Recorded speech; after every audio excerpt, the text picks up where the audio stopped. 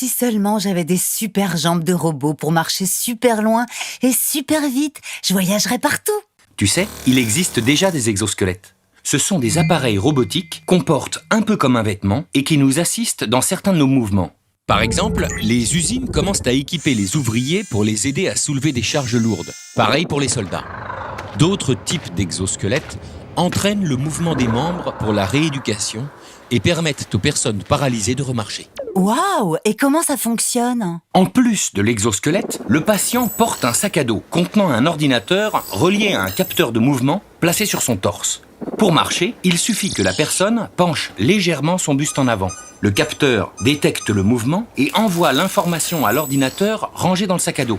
Ensuite, cet ordinateur envoie les ordres sous forme de messages électriques vers les jambes de l'exosquelette qui se mettent en marche et permettent à la personne de réaliser des pas. Ça marche! Et concrètement, qu'est-ce qui actionne les jambes de l'exosquelette? Il y a des moteurs au niveau des cuisses de l'exosquelette qui fonctionnent grâce à des batteries, comme celle de ton ordinateur par exemple. Ensuite, des mécanismes remplacent l'action des muscles, des tendons et des articulations pour reproduire les mouvements. Par contre, la vitesse de marche est très lente, environ 1,6 km/h pour les exosquelettes actuels. Pour te donner une idée, une personne valide marche en moyenne à 4 km/h.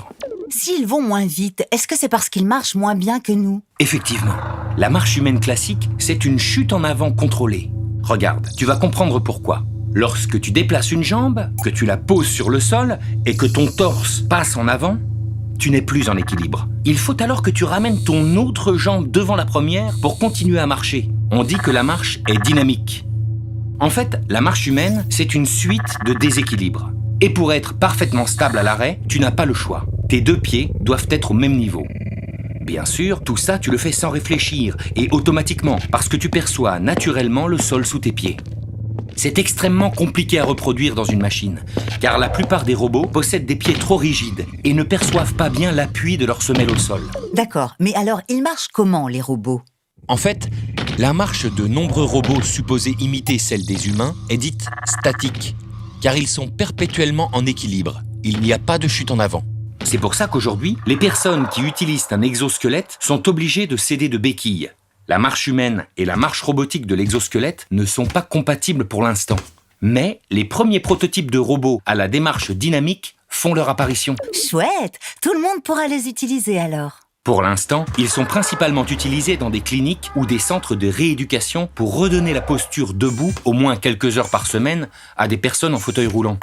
Non seulement ça améliore leur circulation sanguine et ça les aide à retrouver leurs muscles, mais surtout, ça leur fait du bien au moral.